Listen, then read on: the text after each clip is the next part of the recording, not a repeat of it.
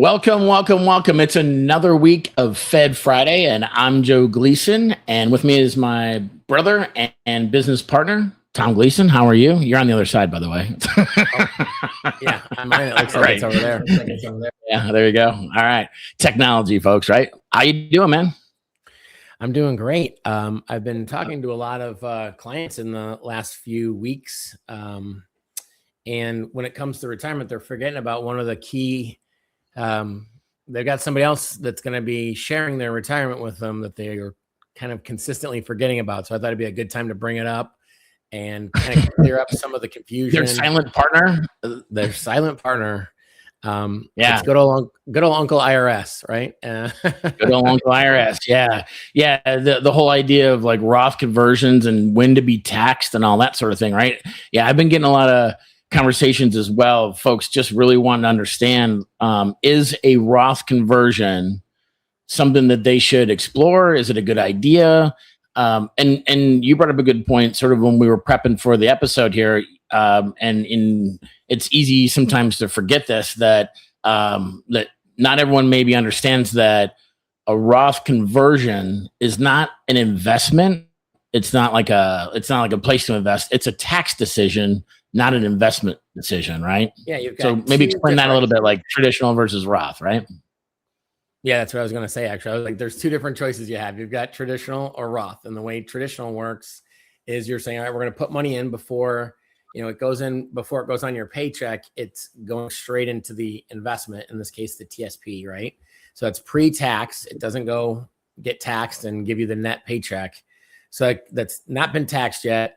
And the agreement is, or the idea is, that you grow bigger amounts of money up front so that can get exposed to market returns, or however you're invested. You're going to get rates of return on it over time to get a bigger pile of money. And then when you go to pull it out, anytime after age 59 and a half, you can pull it out without any penalties. Actually 55 if you have a TSP. But anyway, it's, the idea is that once you've grown the asset, you're getting taxed at the back end of it. So that's tax deferred.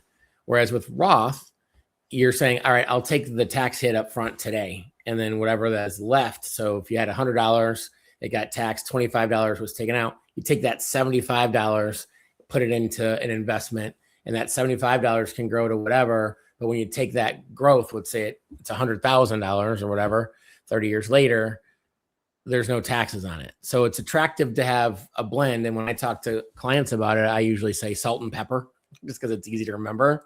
Like, you want some money that's been taxed like salt, and some it's like pepper, a little seasoning variety in there. So that's what a Roth conversion is. So people are taking that traditional money that had been, deferred, and saying, well, let's pay the taxes on it now. I'm not, maybe I'm 60, 65.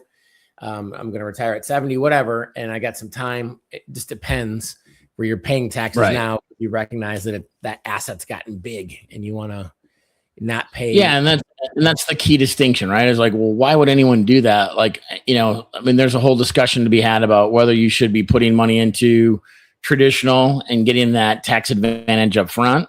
And then while it grows over time and while you're putting in those contributions year over year. And then there's a discussion about, well, I'd rather just pay the tax now. And then with everything that gets invested, I never have to worry about paying tax again on that pool of money, which is the Roth money, right? Mm-hmm. So, the question I always ask folks, and this is pretty common in for financial professionals, like for those of us who are having the Roth conversion conversation with folks, is, well, do you think that taxes are going to go down, stay the same, or go up between now and all the way through your retirement? Do you think taxes are high now and then over time they'll come down, or do you think they're lower now and they'll go up over time? And what's the answer? When you ask folks that question, what's the answer that most folks say, or what's the audience thinking right now?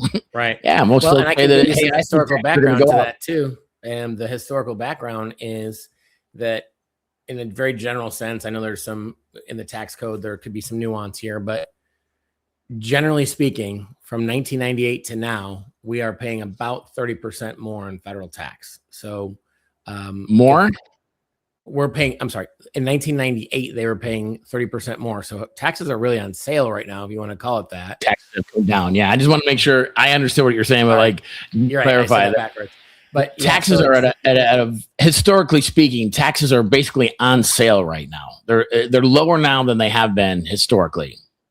And if the idea is that it's legislative risk, right? That's what we call it. The type of risk that it would be is that that's something that's out of our control. But if Congress decides that, hey, let's put those taxes back up, then there's really nothing we can do at that point. You just got to pay the taxes if they haven't been paid yet. So the logic is, should we pay them now while taxes are historically lower than they have been and effectively get them on sale?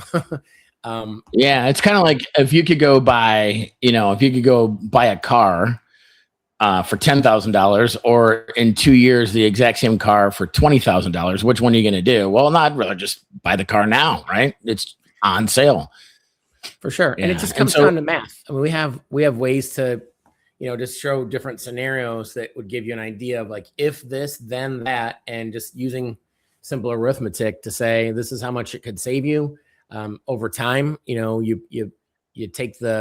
You rip the Band-Aid off in the short term and free yourself from tax obligations legally and get yourself in a position where you're in a Roth environment where you're not paying future taxes. In many cases, it could be a big legacy and a money saving strategy and set your legacy up nicely too beyond your retirement. And that's a good point when you're talking about when and how and all the and again, I just really want to stress this is very subjective. Every situation is different. Every family dynamic, every goal, people have different goals, people have different like health status, married, not married, kids, no kids. There's a lot of different variables. So what your coworker does and what your friend down the street do and all that kind of stuff may have some relevance, but probably not as much as a lot of people give it. And so that's why a customized, what is your situation is really important, because your friend or your family member or coworker is really not in the same situation. It's very rare that you find exact, things that match up. Even you and I, we're twins. You're married, I'm not married, like just things like that. So just everyone's got a different situation. So with the traditional versus Roth, one thing that a lot of folks may not be familiar with is that with the traditional, the side that you've not yet ever paid tax on until you get to retirement, you've been deferring those taxes all along. They might have $1 million in their TSP and go, hey, I got $1 million. They think, hey, look at this. I got 7 figures. I'm rocking.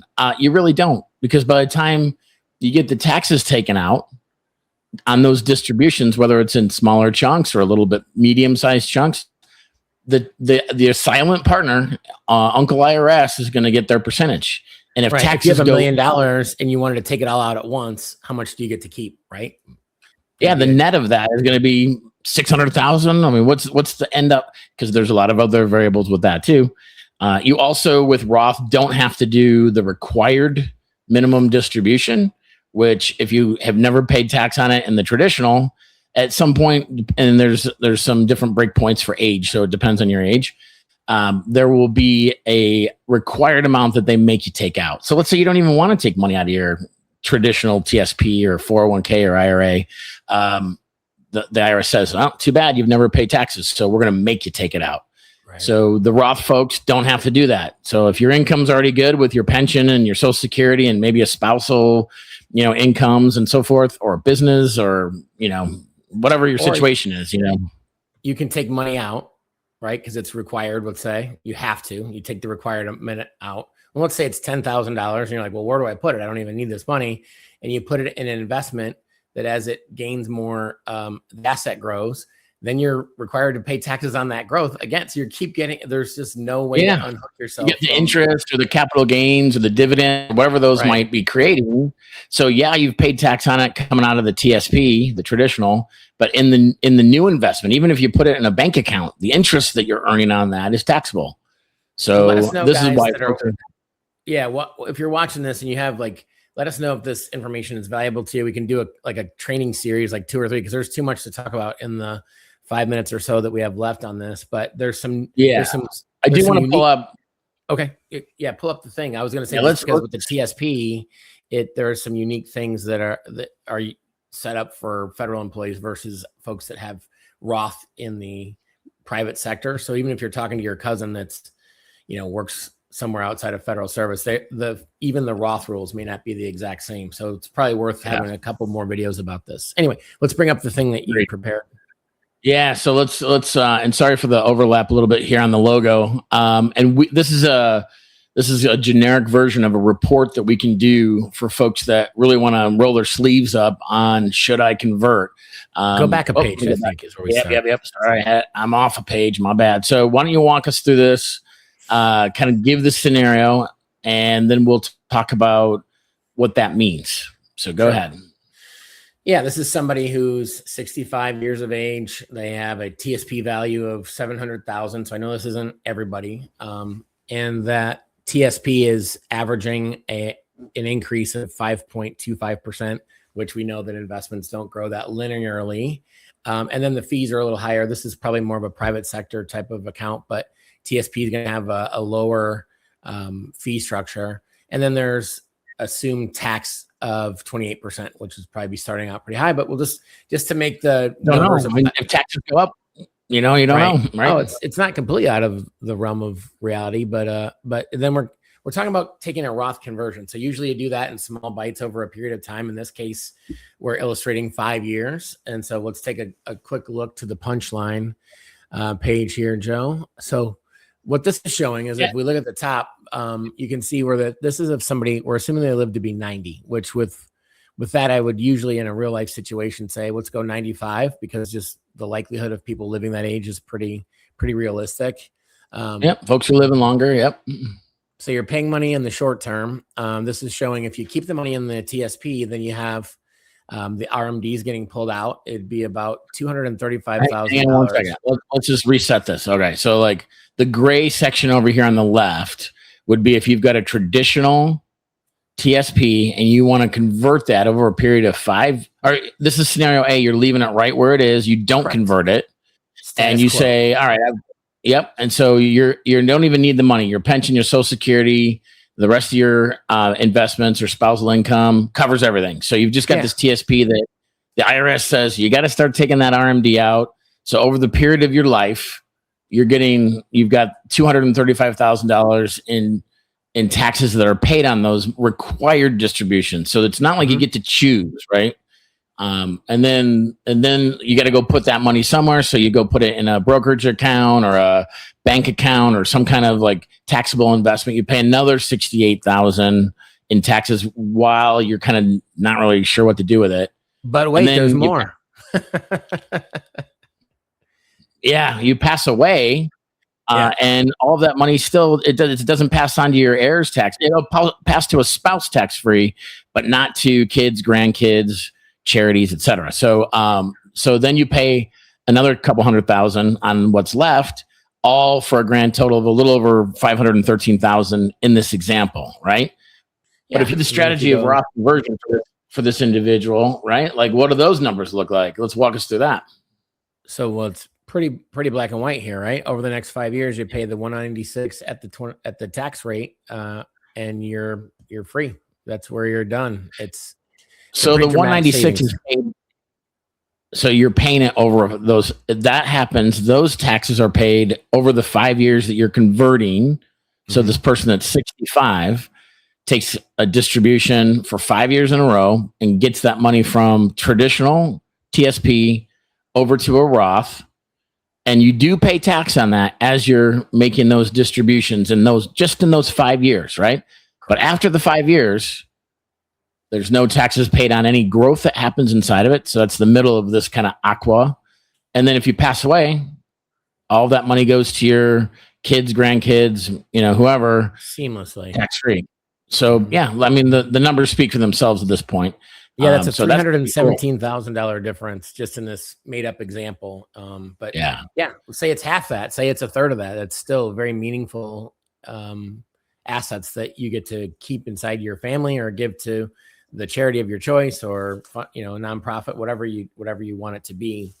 And I'm all for paying taxes. I just want to pay my fair share and not overpay, type of thing. Right. And this isn't all just like hyperbole and pie in the sky. Like, I mean, you've actually helped the client. We've in our work, and we both have, but more recently, what was the number? Kind of break it down because we got to wind this down. But Sure. what was the Yeah. bottom line? It was a higher net worth family, little over, it was like not quite $2 million in the TSP, but so there was some pretty. Oh, my screen went blank there. I'm not sure what happened. Yeah, so this is over a 20-year period of time. So from like when they retired to 20 years out, over $1 million of tax savings by being efficient with their tax strategy. From the Roth conversion, you saved them over $1 million, and that's real money. That's money that goes to the kids and grandkids. So I love that story. I think that really hits home because while this is not for everyone, I think more people could and should take advantage of this than currently are. So if you'd like to have us put together one of these reports or even just have a general conversation about it, we're here to help. Our websites, they're scrolling at the bottom. Our phone numbers are here at the bottom of our pictures or our videos. So, and it'll be in our emails as well. So if we can be of service, let us know. Otherwise, I hope this was helpful. Thank you very much, and we'll see you next week. Any parting thoughts? No, I think this is at least worth spending 20 minutes, half hour on your, get in touch with somebody, us specifically, who can give you shed some light on whether it makes sense to move forward after you get your numbers. Just get your numbers cleared up so you can know how that will impact you. Yep. So you can know so rather than hope so. So with that, we'll see you next week. Have a good one. Take care. Take care.